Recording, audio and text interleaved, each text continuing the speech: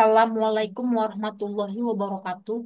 Perkenalkan nama saya Karina Audina, NPM 21160000145, Prodi Ilmu Hukum Konsentrasi Hukum Pidana Fakultas Social Science Universitas Pembangunan Pancabudi Medan.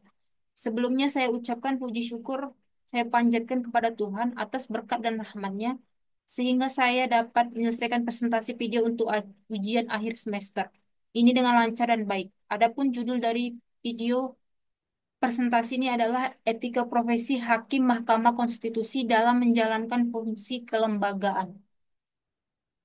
Saya percaya menulis presentasi video ini didasari atas rasa ketertarikan saya terhadap gaya penegakan hukum konstitusi di Indonesia. Saya membuat video presentasi ini untuk memenuhi salah satu persyaratan akademik ujian semester Fakultas Social Science Universitas Pembangunan Pancabudi Medan.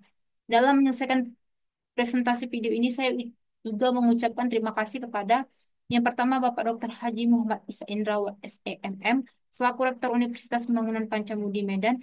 Yang kedua Bapak Asosiat Profesor Dr. Erusiadi SEMSI selaku Dekan Fakultas Social Science Universitas Pembangunan Pancabudi Medan. Yang ketiga Bapak Dr. Muhammad Ashali Siregar SHMH selaku Ketua Prodi Ilmu Hukum Fakultas Social Science Universitas Pembangunan Pancamudi Medan. Yang keempat, Bapak Dr. Samaira AM Sebayang SEMSI selaku dosen pengampu mata kuliah etika profesi.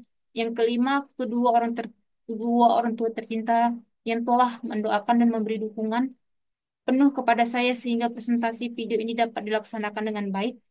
Saya menyadari sepenuhnya bahwa dalam pelaksanaan maupun penyusunan presentasi video ini masih jauh dari kata sempurna. Oleh karena itu, saya mengucapkan mohon maaf apabila terjadi kesalahan dalam penulisan presentasi video ini. Akhir kata, semoga penulisan presentasi video ini dapat bermanfaat bagi saya pada khususnya serta bagi pembaca pada umumnya.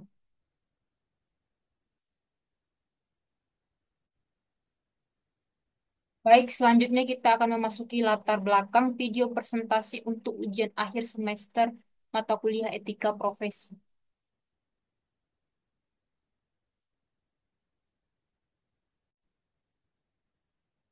Baik, kita akan memasuki latar belakang dari video presentasi untuk ujian akhir semester mata kuliah etika profesi. Di sini ada struktur pemerintahan Indonesia, yaitu UUD 1945 membawahi Presiden dan Wakil Presiden, Kementerian, MPR, DPR, DPD, MA, MK, dan BPK. Undang-Undang Dasar Negara Republik Indonesia atau UUD 1945 itu sendiri adalah konstitusi dan sumber hukum tertinggi di Indonesia. Sementara ia membawahi Presiden dan Wakil Presiden. Presiden sendiri merupakan suatu jabatan resmi yang digunakan untuk pimpinan suatu organisasi, perkumpulan, perusahaan, perguruan tinggi, atau pimpinan suatu negara. Wakil Presiden Republik Indonesia umumnya disingkat sebagai Wakil Presiden sebagai pembantu Presiden Republik Indonesia sebagai kepala negara dalam pemerintahan Indonesia. Selanjutnya, UUD 1945 juga membawahi kementerian.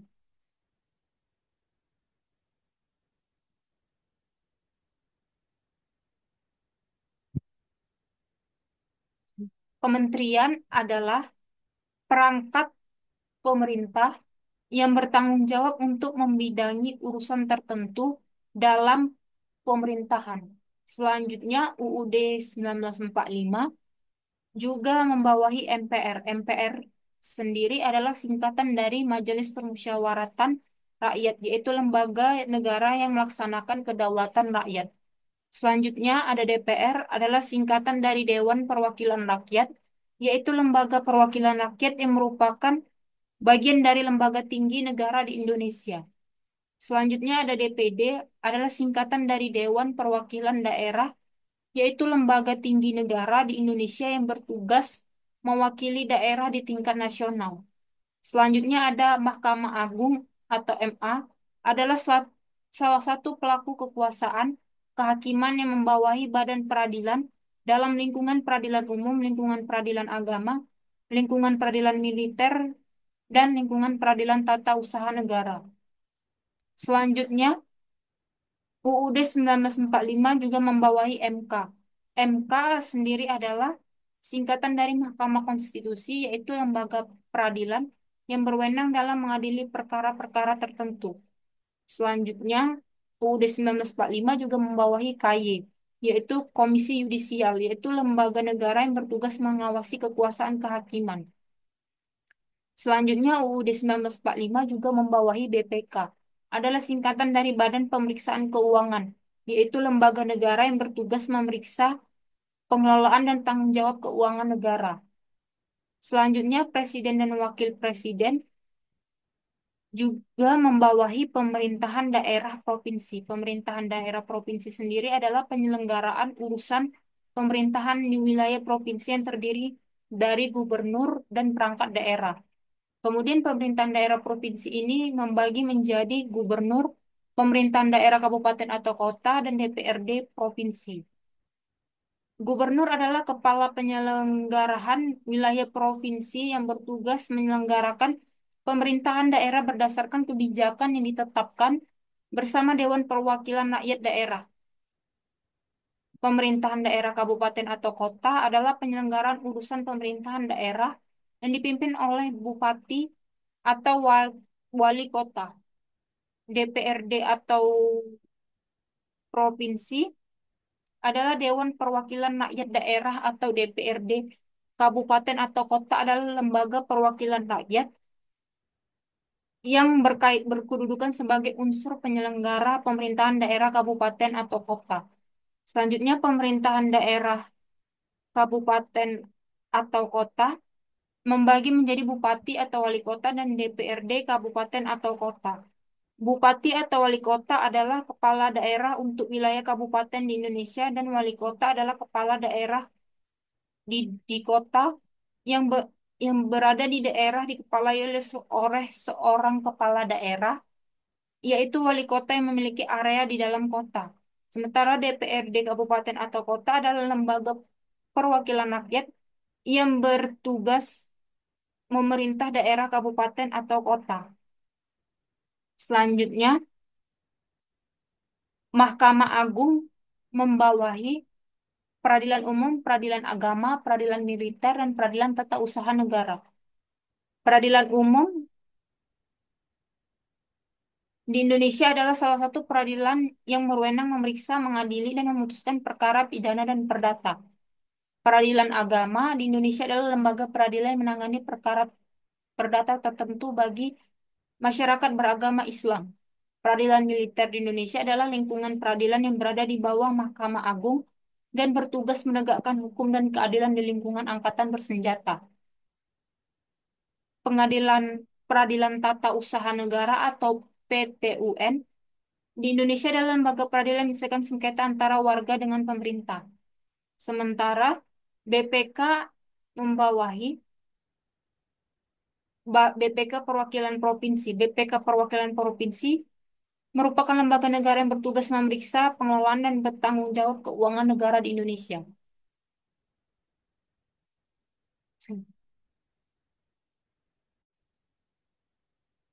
Baik, selanjutnya kita akan masuk latar belakang di penjelasan. Yang pertama, etika profesi hakim Mahkamah Konstitusi atau MK berperan penting dalam menjamin pelaksanaan fungsi kelembagaan secara profesional, adil, dan berintegritas. Yang kedua, hakim MK sebagai penjaga konstitusi dan pengawal demokrasi memiliki tanggung jawab besar dalam memastikan keputusan-keputusan yang diambil mencerminkan keadilan dan keberpihakan pada prinsip-prinsip hukum yang berlaku. Yang ketiga, penyelenggaraan negara di Indonesia diatur dalam Undang-Undang Nomor 28 Tahun 1999 tentang penyelenggaraan negara yang bersih dan bebas dari korupsi, kolusi, dan nepotisme. Sedangkan yang termasuk dalam penyelenggaraan negara dijelaskan kemudian yaitu meliputi pejabat negara pada lembaga tertinggi negara, pejabat negara pada lembaga tinggi negara, menteri, gubernur, hakim, pejabat negara yang lain sesuai ketentuan perundang-undangan yang berlaku. Yang kelima, wujud dari kode etik merupakan kesepakatan masing-masing jabatan yang kemudian disetujui sebagai aturan umum jabatan.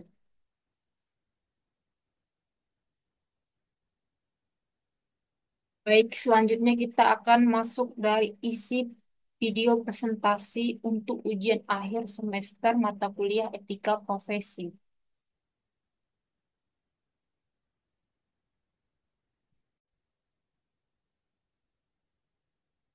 Baik, berikutnya kita akan memasuki nomor satu, yaitu kedudukan Hakim Mahkamah Konstitusi. Kekuasaan kehakiman di Indonesia dibagi menjadi Mahkamah Agung, Mahkamah Konstitusi, dan Komisi Yudisial. Kekuasaan kehakiman di Indonesia adalah kekuasaan negara yang merdeka untuk menegakkan hukum dan keadilan. Kemudian membaginya tadi seperti Mahkamah Agung atau MA dalam lembaga tinggi negara yang bertugas sebagai pengadilan kasasi tertinggi di Indonesia. Kemudian membagi lagi Mahkamah Konstitusi atau MK adalah lembaga peradilan yang berwenang mengadili perkara-perkara tertentu berdasarkan ketentuan UUD 1945. Kemudian membagi lagi Komisi Yudisial adalah lembaga negara yang bertugas mengawasi dan menjaga kekuasaan kehakiman serta menegakkan kehormatan dan martabat hakim.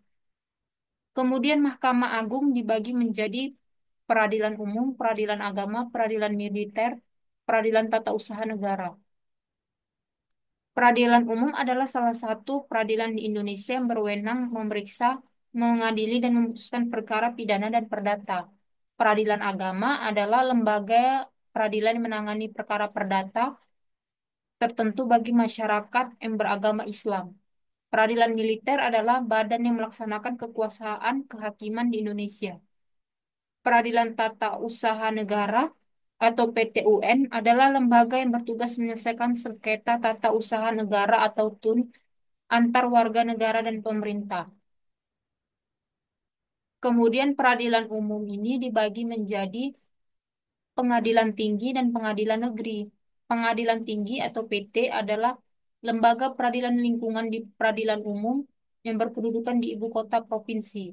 Selanjutnya, pengadilan negeri atau PN adalah lembaga peradilan tingkat pertama yang berkedudukan di ibu kota, kabupaten, atau kota. Yang kemudian peradilan agama dibagi menjadi pengadilan tinggi agama dan pengadilan negeri agama. Pengadilan tinggi agama atau PTA adalah lembaga peradilan yang bertugas mengadili perkara-perkara yang menjadi kewenangan pengadilan agama dalam tingkat banding. Kemudian pengadilan negeri agama adalah lembaga peradilan yang bertugas menangani perkara perdata tertentu bagi umat Islam. Kemudian peradilan militer atau Dilmiltama membagi menjadi pengadilan militer utama, pengadilan militer tinggi, dan pengadilan militer pertempuran. Pengadilan militer utama atau Dilmiltama adalah pengadilan tingkat banding yang berwenang untuk memeriksa dan memutus perkara pidana dan sengketa tata usaha militer.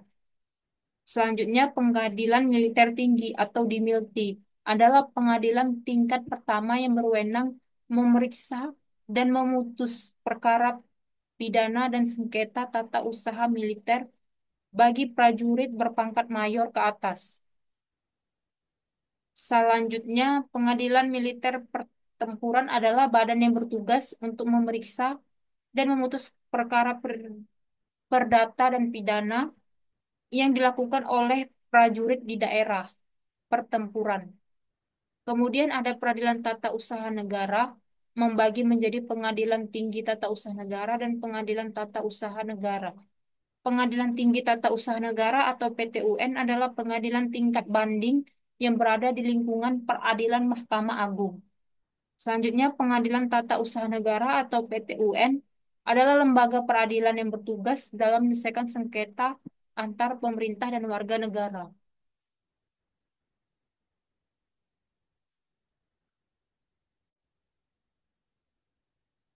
Baik, kita akan memasuki nomor satu, yaitu kedudukan Hakim Mahkamah Konstitusi dalam penjelasan. Hakim MK memiliki posisi strategis dalam sistem ketatanegaraan Indonesia. Mahkamah Konstitusi berwenang mengadili sengketa kewenangan antar lembaga negara, menguji undang-undang terhadap UUD 1945, memutuskan sengketa hasil pemilu, serta membubarkan partai politik yang melanggar prinsip konstitusi. Yang kedua, dalam menjalankan tugas ini, Hakim MK diharapkan bertindak berdasarkan etika yang luhur agar putusan yang dihasilkan dapat diterima masyarakat luas. Yang ketiga, untuk pelaksanaan putusan MK atas kewenangan menguji undang-undang atas UUD 1945, pembubaran partai politik, menyelesaikan sengketa lembaga negara yang kewenangannya diberikan oleh UUD 1945 dan menyelesaikan sengketa hasil pemilihan umum. Yang keempat, sedangkan putusan MK atas kewenangannya mengadili dugaan DPR terhadap presiden dan atau wakil presiden telah melakukan pelanggaran hukum menurut UUD 1945 bukan merupakan proses peradilan terakhir dan bersifat final. Hakim sebagai salah satu aparat penegak hukum atau legal aparatus.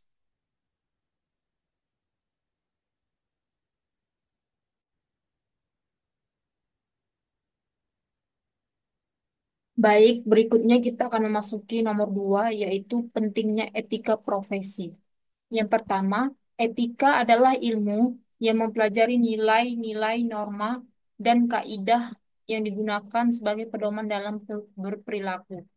Etika dibagi menjadi etika umum dan etika khusus. Etika umum adalah etika yang membahas kondisi dasar manusia dalam bertindak secara etis, termasuk bagaimana manusia mengambil keputusan etis, teori etika, dan prinsip moral dasar. Selanjutnya, etika khusus adalah penerapan prinsip moral dalam situasi kehidupan tertentu. Etika khusus dibagi menjadi etika individual dan etika sosial.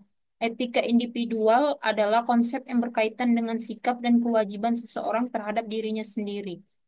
Selanjutnya, etika sosial adalah seperangkat aturan yang mengatur perilaku dan interaksi sosial seseorang dalam masyarakat. Kemudian, etika sosial dibagi menjadi sikap terhadap sesama, etika keluarga, etika profesi. Sikap terhadap sesama adalah sikap yang ditunjukkan untuk mampu memahami kondisi dari orang lain, ikut merasakan kesulitan orang lain, dan membantu membangkitkan ketika seseorang mengalami kesulitan. Selanjutnya, etika keluarga adalah aturan yang mengatur perilaku dalam kehidupan berkeluarga, seperti bagaimana berinteraksi dengan orang tua, menghormati yang lebih tua, dan bersikap saat bersama dengan mereka. Selanjutnya, etika profesi adalah pedoman yang mengatur cara berperilaku, berbicara, dan mengambil keputusan secara profesional dalam dunia kerja.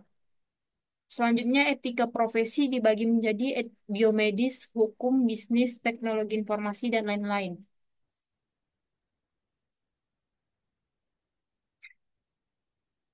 Etika profesi dalam biomedis adalah kode etik yang harus diperhatikan oleh tenaga kesehatan dalam memberikan pelayanan kepada pasien. Selanjutnya, etika profesi dalam hukum adalah ilmu yang mempelajari tentang kesusilaan dan apa yang baik dan buruk dalam profesi hukum.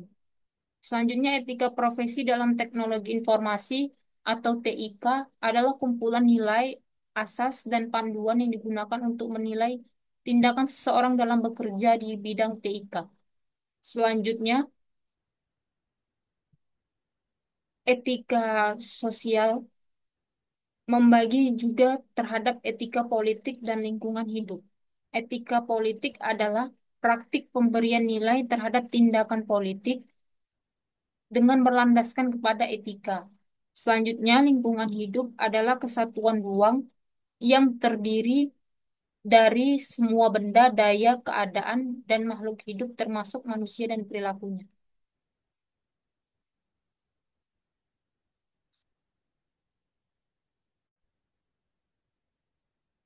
Berikutnya, kita akan memasuki nomor dua, yaitu pentingnya etika profesi dalam penjelasan. Yang pertama, etika profesi menjadi dasar moral dan pedoman perilaku hakim MK. Hal ini penting untuk menjaga kepercayaan publik sebagai lembaga peradilan tinggi di bidang konstitusi, integritas hakim, menentukan kredibilitas dan legitimasi keputusan yang dihasilkan, mencegah penyalahgunaan wewenang. Tanpa etika profesi, adanya risiko hakim bertindak sewenang-wenang atau terpengaruh oleh kepentingan tertentu. Menjamin independensi, imparsialitas, hakim harus bebas dari pengaruh eksternal baik politik, ekonomi, maupun tekanan sosial. Berikutnya, etika sendiri adalah merupakan landasan suatu profesi sehingga menjadi perhatian bersama karena sering terjadi gejala-gejala penyalahgunaan terhadap profesi. Munculnya wacana pemikiran tentang kode etik profesi hakim karena berangkat dari realitas para penegak hukum, khususnya hakim yang mengabaikan nilai-nilai moralitas, meskipun para pelaku profesional hakim sudah memiliki kode etik profesi hakim sebagai standar moral. Jadi kode etik masih berkaitan dengan profesi yang menjadi dasar moral, pedoman, dan perilaku hakim dalam Mahkamah Konstitusi.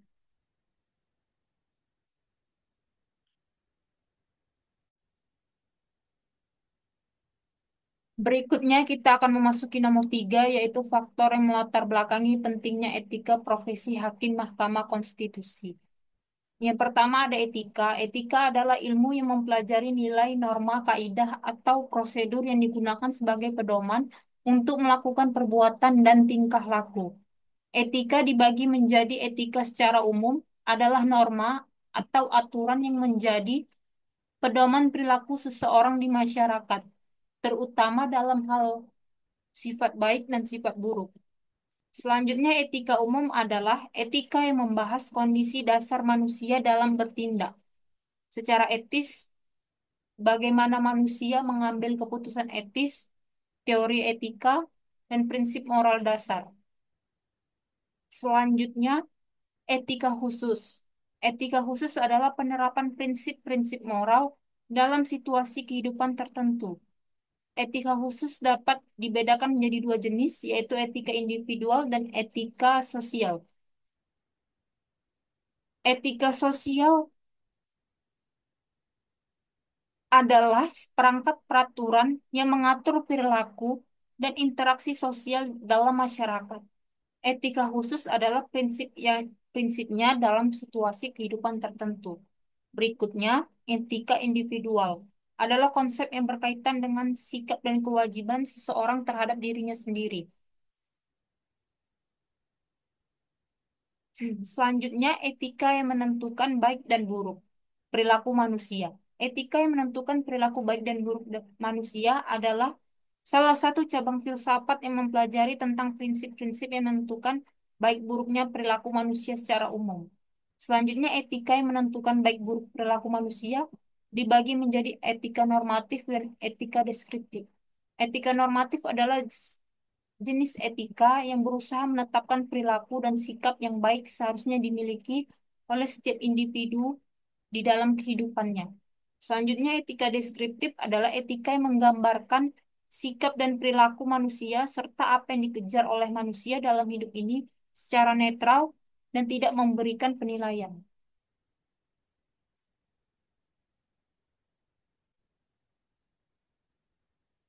Berikutnya kita akan memasuki nomor 3, yaitu faktor yang melatar belakangi pentingnya profesi Hakim Mahkamah Konstitusi dalam penjelasan. Yang pertama, ada tuntutan moral dan sosial. Hakim MK diharapkan tidak hanya memahami hukum secara teknis, tetapi juga memiliki moralitas tinggi untuk mencerminkan nilai-nilai keadilan. Yang kedua, kebutuhan akan akuntabilitas, di mana kode etik tidak dijadikan sebagai pedoman pelaksanaan profesi hukum tersebut. Yang ketiga, transparansi dan tanggung jawab. Publik menjadi landasan utama dalam menjaga integritas kelembagaan. Yang keempat, potensi konflik kepentingan. Dengan wewenang besar yang dimiliki, Hakim MK harus mampu menjaga diri dari godaan atau tekanan untuk bertindak di luar koridor etika. Yang keempat, Hakim Konstitusi yang merupakan jabatan yang berpegang teguh pada Peraturan Mahkamah Konstitusi Republik Indonesia Nomor 09 garis miring PMK garis miring 2006 tentang pemberlakuan deklarasi kode etik dan perilaku Hakim Konstitusi Sabta Karsa Utama. Nilai-nilai tersebut dapat mengarah kepada perilaku anggota profesi hakim. Adanya nilai dalam kode etik tersebut, pelaksanaan profesional, penyalahgunaan.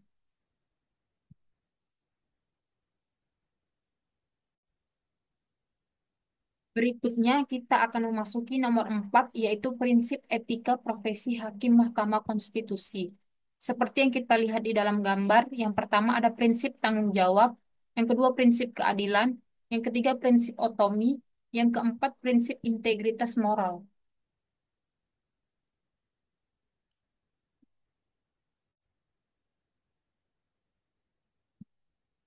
Berikutnya, kita akan memasuki nomor 4, yaitu prinsip kode etik profesi Hakim Mahkamah Konstitusi dalam penjelasan. Yang pertama, dalam menjalankan tugasnya, Hakim MK terikat dalam kode etik pedoman perilaku yang mencakup prinsip-prinsip seperti satu, kemandirian. Hakim harus bebas dari pengaruh atau tekanan eksternal. Yang kedua, ketidakberpihakan. Hakim wajib bersikap adil tanpa memihak salah satu pihak. Yang ketiga, kejujuran dan integritas. Hakim harus menjaga kehormatan dan martabat lembaga. Yang keempat, keadilan substantif. Putusan yang diambil harus mencerminkan nilai keadilan yang sesuai dengan UUD 1945. Yang keempat, dengan adanya latar belakang yang kuat mengenai pentingnya etika profesi Hakim MK, diharapkan mampu menjalankan fungsinya sebagai penjaga konstitusi secara efektif, bertanggung jawab, dan berorientasi pada kepentingan bangsa dan negara. The Banguar Principle adalah prinsip yang disusun oleh para hakim dari beberapa negara di dunia sebagai standar dari kode etik hakim menjalankan bagi kepentingan hakim itu sendiri. Berikutnya kita masuk nomor 5, yaitu isi kode etik profesi hakim atau 10 prinsipnya dalam pedoman perilaku hakim atau PPH. Satu, berperilaku adil. Dua, berperilaku jujur. Yang ketiga, berperilaku bijaksana. Yang keempat, bersikap mandiri. Yang kelima, berintegritas tinggi. Yang keenam, bertanggung jawab. Yang ketujuh, menjunjung tinggi harga diri. Yang kedelapan, berdisiplin tinggi. Yang kesembilan, berperilaku rendah hati. Yang kesepuluh, bersikap profesional.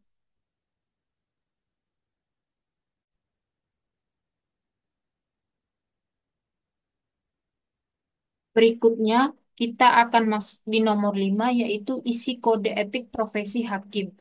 Yang pertama, kode etik profesi hakim di Indonesia dituangkan dalam Kode Etik dan Pedoman Perilaku Hakim, buka kurung KEPPH, tutup kurung, yang disusun oleh Komisi Yudisial atau KY, tutup kurung, bersama Mahkamah Agung, buka kurung MA, tutup kurung titik. KEPPH bertujuan menjaga martabat, kehormatan, dan keluhuran profesi hakim serta meningkatkan kepercayaan masyarakat terhadap sistem peradilan. Titik. Berikut adalah beberapa kode etik profesi hakim. Yang pertama, berperilaku adil. Yang kedua, hakim wajib bersikap tidak memihak, jujur, dan objektif dalam menjalankan tugasnya, memastikan semua pihak mendapatkan hak yang sama di hadapan hukum tanpa diskriminasi. Titik. Yang ketiga, berintegritas hakim. Yang keempat, harus memiliki integritas pribadi yang tinggi, bebas dari pengaruh korupsi, kolusi, dan nepotisme.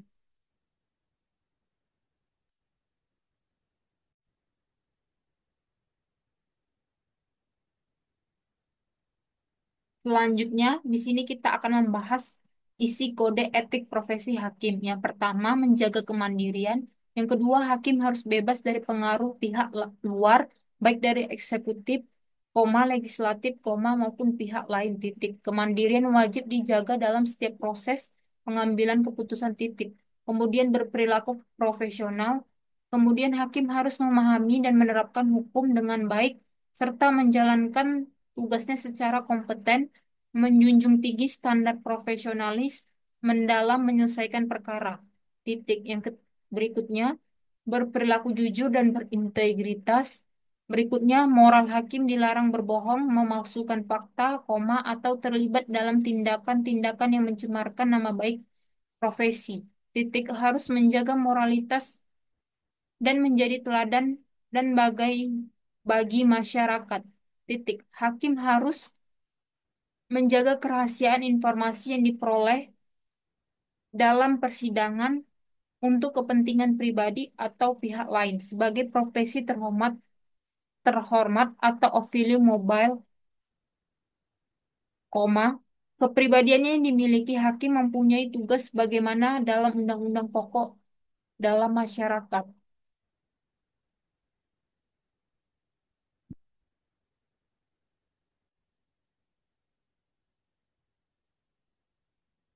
Berikutnya, di sini kita akan membahas nomor 5, yaitu isi kode etik profesi hakim.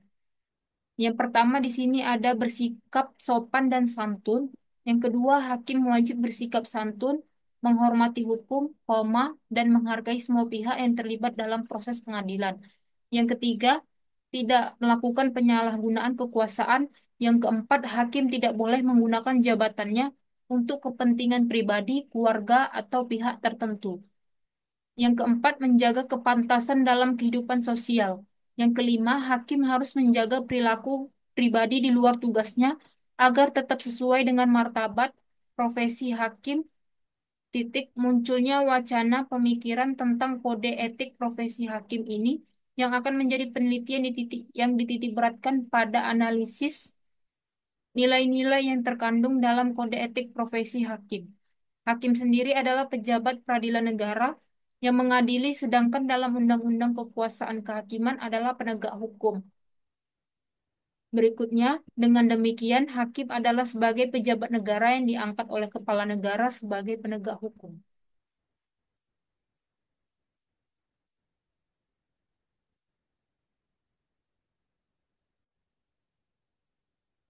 Berikutnya, kita akan memasuki nomor 6, yaitu struktur Hakim Mahkamah Konstitusi.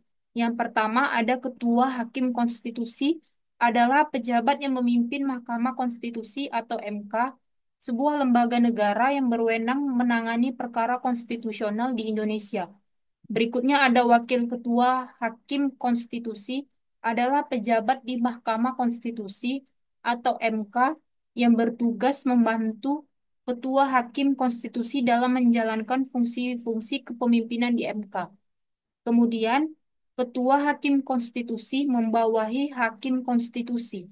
Hakim Konstitusi adalah pejabat di Mahkamah Konstitusi atau MK yang bertugas menjalankan fungsi peradilan dalam bidang hukum tata negara dan konstitusi di Indonesia.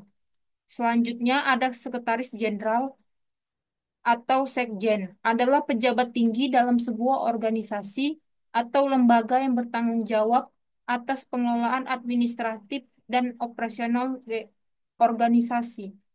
Selanjutnya, Sekretaris Jenderal membawahi Panitera. Panitera adalah pejabat administratif yang bertugas di lembaga peradilan seperti pengadilan yang memiliki tanggung jawab utama dalam mengelola proses administrasi perkara, pengaturan jadwal, persidangan, dan pencatatan semua kegiatan yang berlangsung dalam persidangan. Selanjutnya, Panitera membawahi Panitera Muda 1, adalah jabatan dalam struktur kepaniteraan di pengadilan yang memiliki tugas dan tanggung jawab khusus dalam menangani beberapa aspek administratif dan teknis perkara di tingkat tertentu. Selanjutnya, ada Panitera Muda 2, adalah jabatan dalam struktur kepaniteraan di pengadilan yang memiliki tugas dan tanggung jawab administratif yang lebih spesifik dan mendukung kelancaran jalannya proses peradilan. Selanjutnya ada Panitera Muda 3, adalah jabatan dalam struktur kepaniteraan pengadilan yang memiliki tugas lebih spesifik dalam menangani aspek administrasi terkait dengan kategori perkara tertentu seperti perdata, pidana, atau administrasi lainnya yang dibagi berdasarkan bidang keahlian atau tingkatan dalam pengadilan. Selanjutnya, Hakim Konstitusi membawahi Dewan Etik. Dewan Etik adalah perangkat yang dibentuk untuk menegakkan dan menjaga kehormatan untuk keluhuran martabat dan perilaku seseorang serta kode etik dan pedoman perilakunya. Selanjutnya, kode etik membawahi inspektorat. Inspektorat adalah lembaga pengawasan yang bertugas untuk membina dan mengawasi penyelenggaraan pemerintahan daerah atau kementerian. Selanjutnya, Inspektorat membawahi Biro Perencanaan dan Keuangan. Biro Perencanaan dan Keuangan adalah unit kerja dalam suatu organisasi atau lembaga pemerintah yang bertugas mengelola perencanaan strategis atau dan pengelolaan. Selanjutnya, ada Biro Sumber Daya Manusia atau SDM. Biro Sumber Daya Manusia atau SDM adalah organisasi unit kerja dalam suatu lembaga pemerintah atau organisasi yang bertanggung jawab atas pengelolaan sumber daya manusia dan pengembangan organisasi. Selanjutnya ada Biro Hukum dan Administrasi. Da- Administrasi Kepaniteraan. Biro Hukum dan Administrasi Kepaniteraan adalah unit kerja dalam lembaga pemerintah atau peradilan yang bertugas menangani aspek hukum dan administrasi yang berkaitan dengan kepaniteraan. Selanjutnya ada Biro Hubungan Masyarakat atau Humas dan Protokol. Biro Hubungan Masyarakat atau Humas dan Protokol adalah unit kerja dalam organisasi, terutama di lembaga pemerintah yang bertugas mengelola komunikasi publik, hubungan media, serta urusan protokoler. Selanjutnya ada Biro Umum. Biro Umum adalah unit kerja dalam suatu organisasi atau lembaga yang bertugas mengelola administrasi umum, logistik, dan kebutuhan operasional sehari-hari. Selanjutnya ada Pusat Penelitian, Pengkajian Perkara, dan Pengelolaan Perpustakaan adalah unit kerja dalam lembaga hukum atau peradilan yang bertugas melakukan penelitian dan pengkajian terhadap perkara hukum, serta mengelola perpustakaan yang mendukung kebutuhan informasi dan referensi dalam proses pengambilan keputusan hukum. Selanjutnya ada Pusat Teknologi Informasi dan Komunikasi atau TIK. Adalah unit kerja dalam suatu organisasi yang bertanggung jawab atas pengelolaan, pengembangan, dan pemeliharaan sistem teknologi informasi dan komunikasi. Pusat ini berperan penting dalam memastikan infrastruktur dalam sistem TIK berjalan efektif untuk mendukung operasional dan kegiatan organisasi. Selanjutnya, ada Pusat Pendidikan Pancasila dan Konstitusi adalah unit kerja yang bertugas mengembangkan dan menyelenggarakan pendidikan serta pelatihan terkait Pancasila dan Undang-Undang Dasar 1945 atau UUD 1945 sebagai dasar negara Indonesia.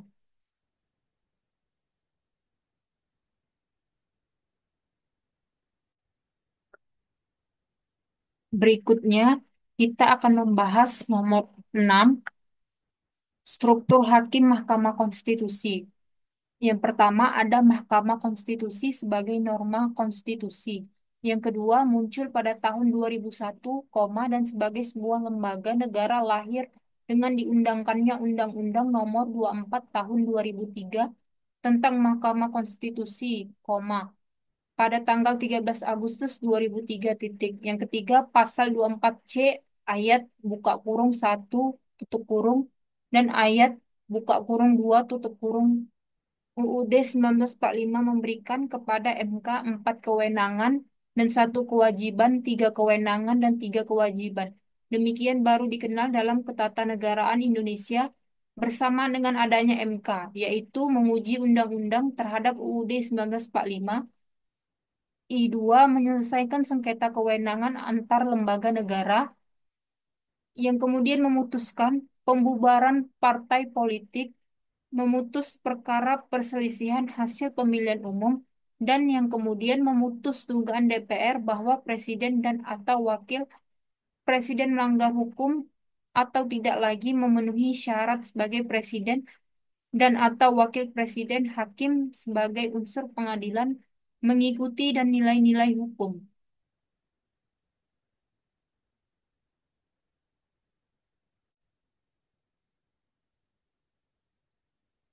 Berikutnya, kita akan memasuki contoh pelanggaran etik hakim Mahkamah Konstitusi dalam menjalankan fungsi kelembagaan.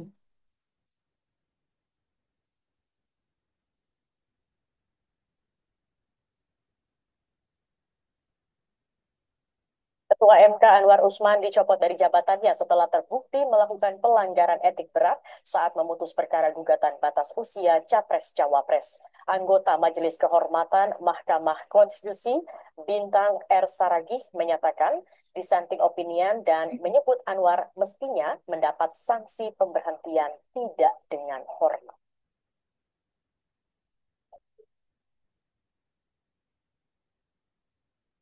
Terlapor terbukti. Sidang Majelis Kehormatan Mahkamah Konstitusi (MKMK) memutus Ketua Mahkamah Konstitusi Anwar Usman telah terbukti melakukan pelanggaran etik berat hingga diberhentikan dari jabatannya. Anwar Usman terbukti melakukan pelanggaran etik berat saat memutus perkara gugatan batas usia Capres-Cawapres.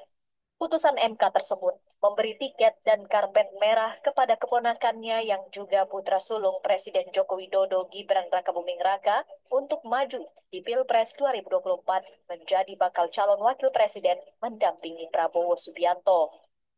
Memutuskan, menyatakan hakim terlapor terbukti melakukan pelanggaran berat terhadap kode etik dan perilaku hakim konstitusi sebagaimana tertuang dalam Sabta Karsa Utama, prinsip ketidakberpihakan, prinsip integritas, prinsip kecakapan dan kesetaraan, prinsip independensi, dan prinsip kepantasan dan kesopanan.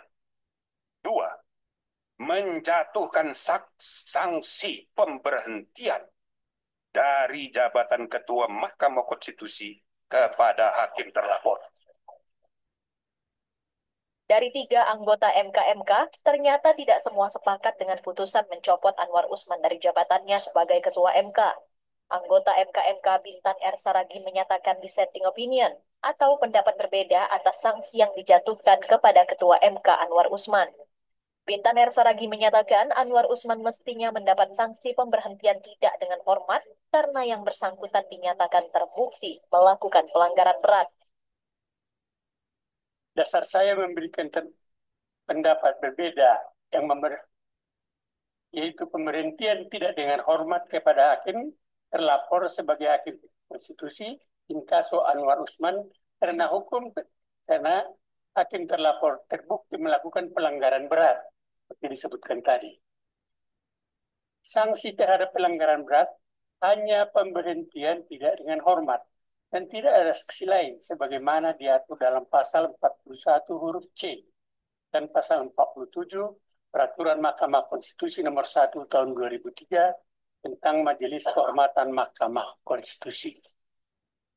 Sementara itu, mantan Ketua MK Hamdan Zulfa mengatakan, ia bersama para mantan hakim konstitusi berharap putusan MK-MK dan rekomendasi yang diberikan bisa dijalankan dengan baik oleh MK. Putusan MK-MK tersebut diharap bisa mengembalikan marwah, martabat, serta kepercayaan masyarakat terhadap Mahkamah Konstitusi. Kami berharap mudah-mudahan putusan MK-MK dan rekomendasi-rekomendasi yang diberikan dapat dijalankan sebaik-baiknya oleh Mahkamah Konstitusi untuk menjaga, untuk mengembalikan marwah, martabat, serta kepercayaan masyarakat terhadap Mahkamah Konstitusi, terlebih lagi dalam menghadapi persisian hasil pemilu yang akan datang yang pasti akan terjadi. Setiap agenda 5 tahunan pasti persisian hasil pemilu itu masalah yang sangat krusial yang harus diputuskan terakhir oleh Mahkamah Konstitusi. Meskipun Ketua MK Anwar Usman terbukti melakukan pelanggaran etik berat dan dicopot dari jabatannya, namun putusan MK-MK tersebut tidak mengubah putusan MK nomor 90 yang membuat Gibran bisa maju di Pilpres 2024 meskipun belum berumur 40 tahun. Tim Liputan, Metro TV.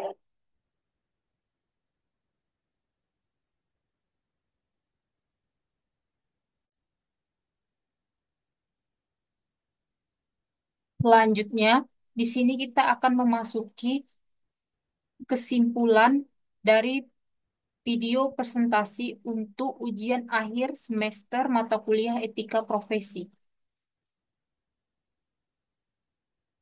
yaitu berdasarkan analisis yuridis garis miring empiris yang telah dijelaskan dalam bab pembahasan sebelumnya dapat ditarik kesimpulan bahwa Mahkamah Konstitusi memiliki kode etik dan perilaku hakim konstitusi yang tertuang dalam Peraturan Mahkamah Konstitusi nomor 09 garis miring PMK garis miring 2006 tentang pemberlakuan deklarasi kode etik dan perilaku hakim konstitusi buka kurung PMK kode etik tutup kurung, sebagai wujud pedoman bagi hakim konstitusi dalam menentukan penilaian terhadap perilaku hakim konstitusi secara terus-menerus dalam menjalankan kekuasaannya.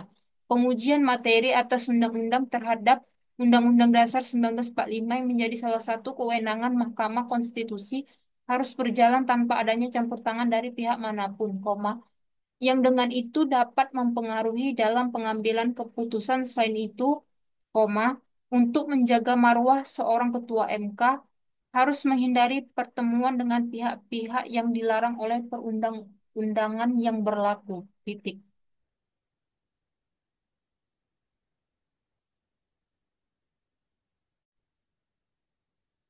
Selanjutnya, kita akan memasuki saran dari presentasi video untuk ujian akhir semester mata kuliah Etika Profesi. Yang pertama ada problematika sistem rekrutmen hakim konstitusiisme mempengaruhi pada terpilihnya hakim konstitusi yang memiliki integritas yang tinggi. Sistem harus dapat dijalankan dengan selalu berpedoman pada prinsip-prinsip yang telah disebutkan dalam UU MK meliputi prinsip transparansi, partisipasi, akuntabel, dan objektif. Yang kedua, untuk ketiga lembaga yang memiliki wewenang dalam rekrutmen hakim konstitusi, maka perekrutan hakim konstitusi harus terhindar dari konflik kepentingan atau politik. Titik. Yang ketiga, pengawasan oleh penegak etik harus dijalankan secara optimal. Titik. Pengawasan internal antar rekan hakim konstitusi harus saling kontrol sehingga tidak timbul pelanggaran yang berkelanjutan. Titik.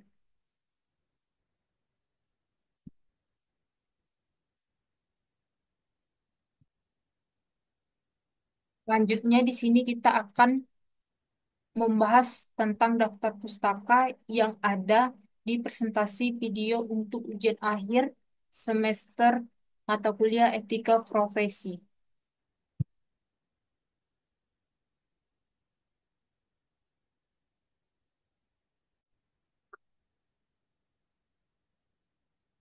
Selanjutnya ada dari daftar pustaka yaitu dari buku.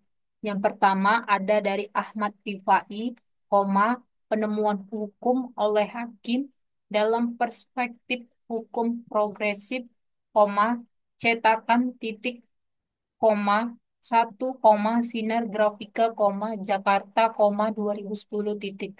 Kemudian ada dari Bahdar Johan Nasution, metode penelitian ilmu hukum, cetakan titik 1, Mandar Maju, Bandung, 2008 titik. Kemudian ada dari Bahdar Johan Nasution, negara hukum dan hak asasi manusia, cetakan titik 2 titik Mandar Maju, Bandung, 2012 titik. Kemudian ada dari Eman Suparman et al. Titik, Risalah Komisi Yudisial Republik Indonesia, Cikal Bakal, pelembagaan, dan dinamika wewenang, cetakan titik 1, Sekretariat Jenderal Komisi Yudisial Republik Indonesia, Jakarta, 2013 titik.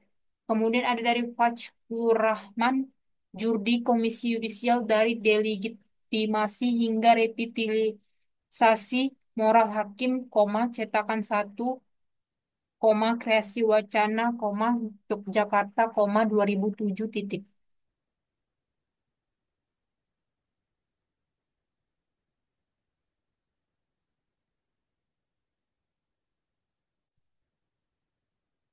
Selanjutnya di sini ada dari daftar pustaka yaitu peraturan perundang-undangan yang berlaku.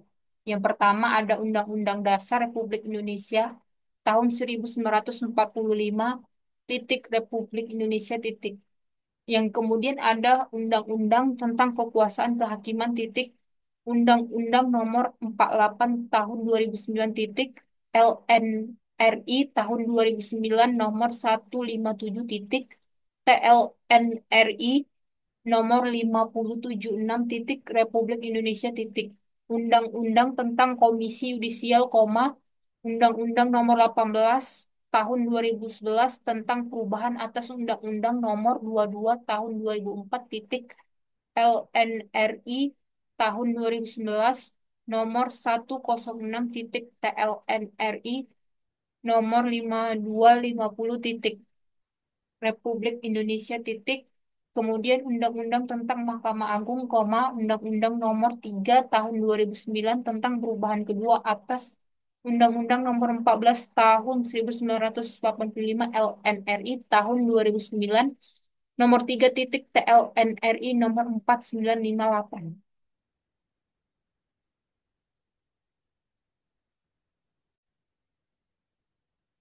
Selanjutnya ada dari jurnal makalah yaitu ACH titik Koir Etika, tanda kutip 2 Etika Profesi Hakim di Indonesia dalam Perspektif Hukum Islam, koma, titik 2 penutup. Jurnal Hukum dan Keadilan, volume titik 4 nomor titik 1, 2020 titik. Kemudian ada dari Ahmad Miftah Farid, Muhammad Faujan, dan Riris Ardaniswari, buk, tanda kutip buka, pelaksanaan fungsi pengawasan terhadap perilaku hakim oleh Mahkamah Agung, titik tanda kutip penutup. Jurnal Sudirman Law Review, volume titik 2 nomor titik 1, 2020 titik. Kemudian ada dari Ahmad Raihan dan Kotrun Nida, koma, titik 2 buka hierarki lembaga negara di Indonesia, titik 2 penutup. Jurnal Riset Ilmu Hukum, volume titik 1 nomor titik 1, 2021 titik. Kemudian dari Ahmad Yani, tanda titik 2 buka sistem pemerintahan Indonesia, titik 2 pendekatan teori dan praktek konstitusi Undang-Undang Dasar 1945, titik 2 penutup Jurnal Legislasi Indonesia, volume titik 15 nomor titik 2, 2018 titik.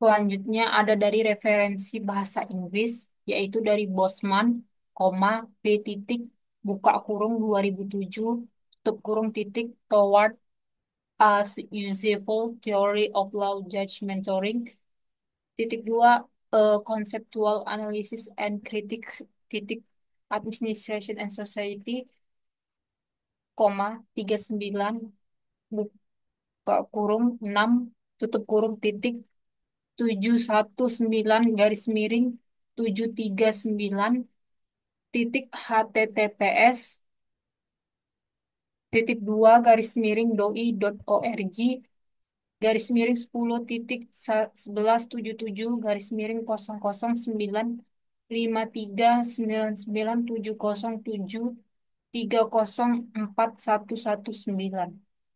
Selanjutnya dari Chen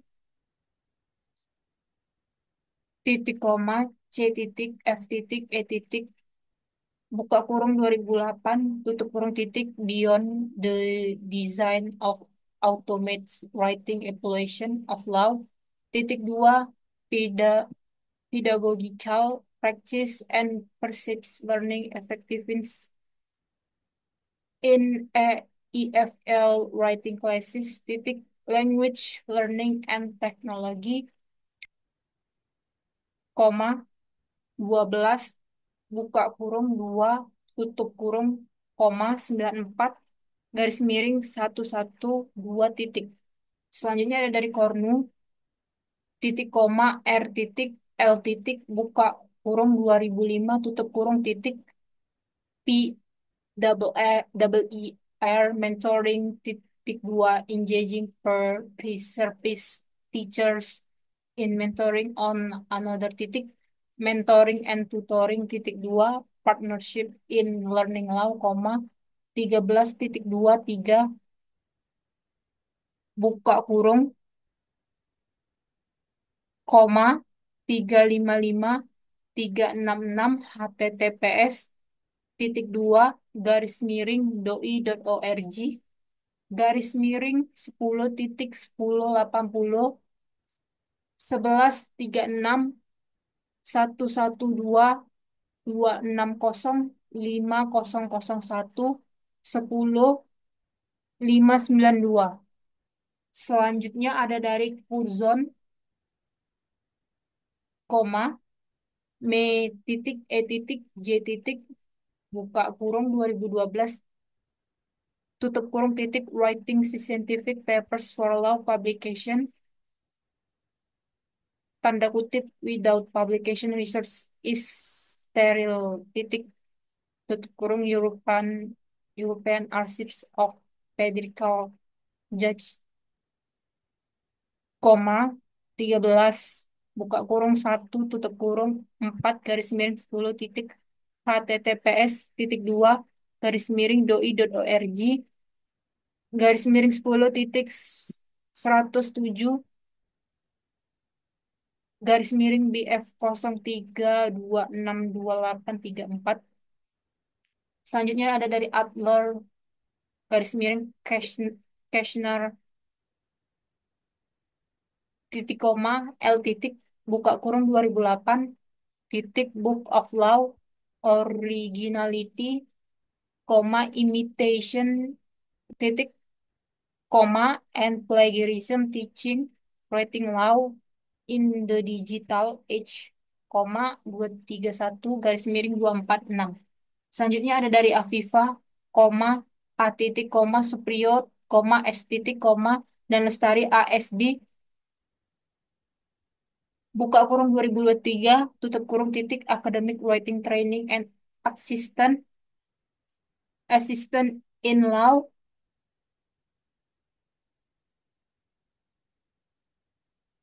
in prospective mathematics teachers jurnal dedikasi 1.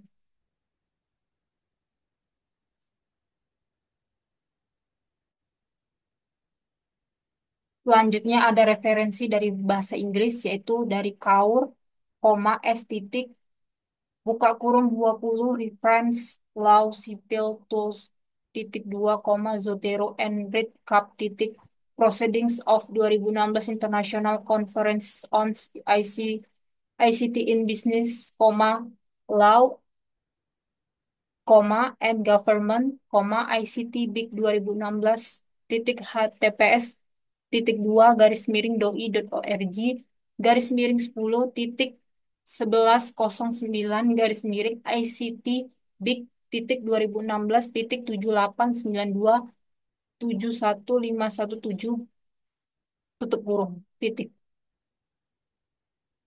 Selanjutnya ada dari Kratochvil garis koma J titik buka kurung 2017 tutup kurung titik comparison of the accuracy of bibliographical reference generated for law public styles by EndNote, and Zotero titik Journal of Academic Librarianship, 43 buka kurung 1 tutup kurung 5766 titik https titik 2 garis miring doi.org garis miring 10 titik 1016 garis miring j titik acali b titik 2016 titik 09 titik 001.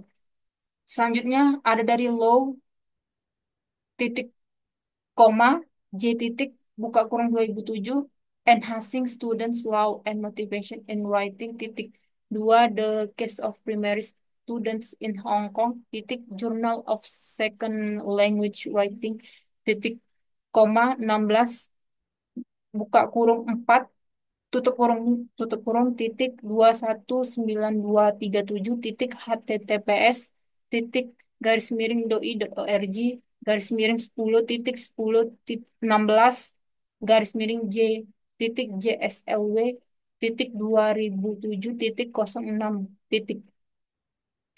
Selanjutnya ada dari Mamilan, koma D titik buka kurung 2012 A buka kurung titik teaching scholarly communication and collaboration through law networking titik library social public koma 33 buka kurung 8 tutup kurung koma 561569 titik https titik dua garis miring doi.org garis miring 10 titik 1108 garis miring 01 43512112719.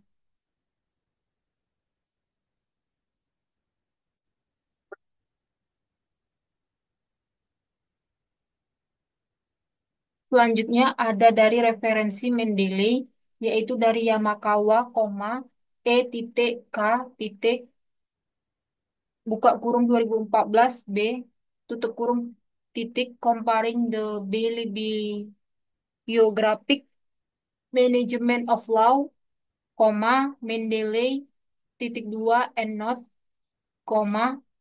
Enzotero titik transin information, 26 buka kurung 2 tutup kurung 167 garis miring 176 titik https garis titik 2 garis miring 2 doi.org garis miring 10 titik 1590 garis miring 0103 garis miring 3786 201400200006.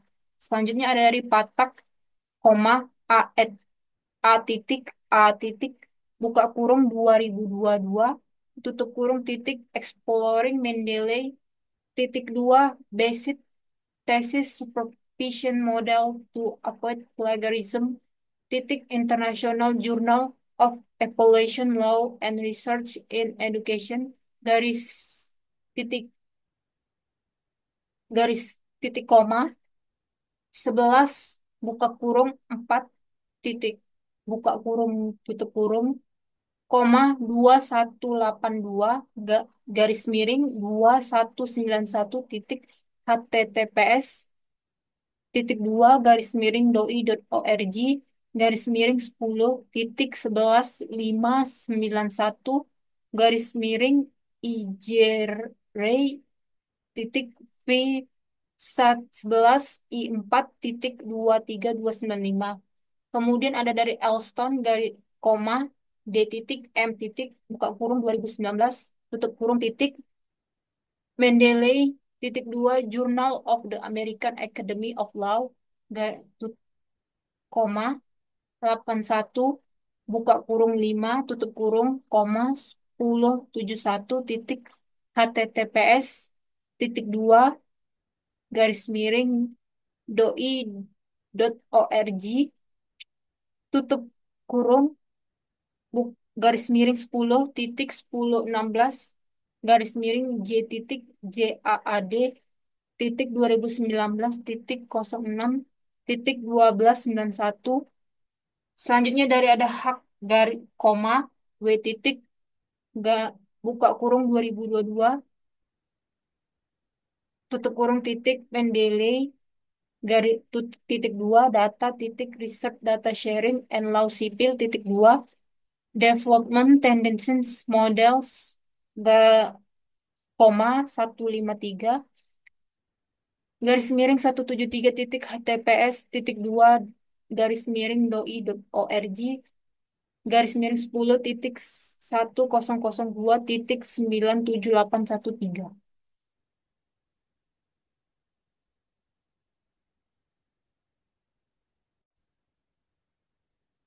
Selanjutnya ada referensi dari Mendeley yaitu dari Salija, K titik 2016 A titik Mendeley titik 2 impact on scientific writing titik 2 thematic analysis titik International Journal on Advances Social,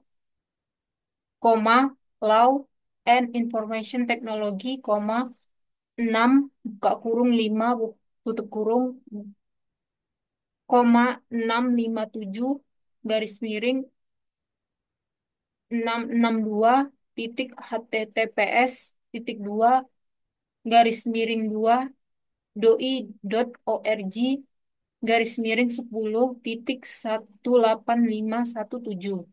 Kemudian ada dari Sings, koma J titik buka kurung 2010 tutup kurung titik Mendeley titik 2 All Free Research Social for Law and Web titik Journal of Law Civil and Judge, koma satu buka kurung satu tutup kurung koma 62 garis miring 63 titik https titik dua garis miring 2 doi.org garis miring 10 titik 4 10 10 3 garis miring 0976 garis miring 500 x titik 64539.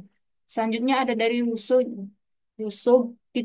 koma J titik LO titik buka kurung 2013 tutup kurung titik Mendeley titik 2 an easy way to law, koma judge and synchronize papers and citations titik civil and reconstructive surgery, koma 131 buka kurung 6 tutup kurung titik https titik 2 garis miring 2 doi.org garis miring 10 titik 1097 garis miring PRS titik 0 B013E 3182 8B D400.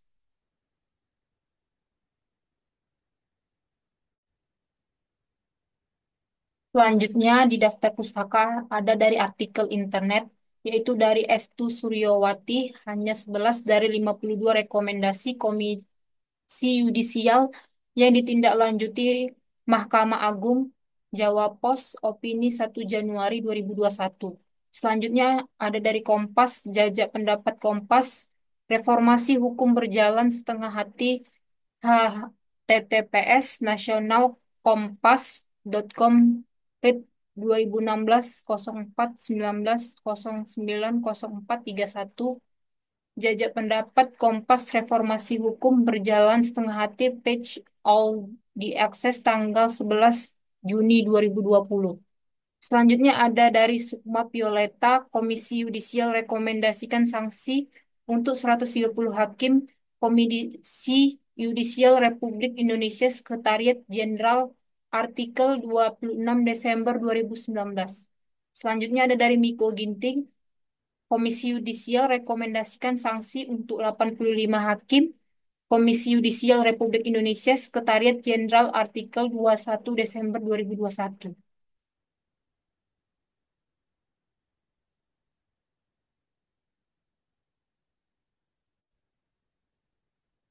Selanjutnya di daftar pustaka ada berita, yaitu dari Artoenega Ahmukti, Majalah Parya Peradilan Redefinisi Fungsi Pengadilan sebagai Hukum dan Keadilan, Februari 2008, halaman 27. Kemudian ada Ridwan R. Bastuti, Majalah Parya Peradilan, Etika sebagai Pembentuk Dasar Kredibilitas dan Kapabilitas Hakim demi terwujudnya keadilan yang bersih, wibawa, bermanfaat, Maret 2008, halaman 23. Kemudian ada dari tim redaksi Majalah Parya Peradilan Kepemimpinan Pengadilan, Februari 2008, halaman 51.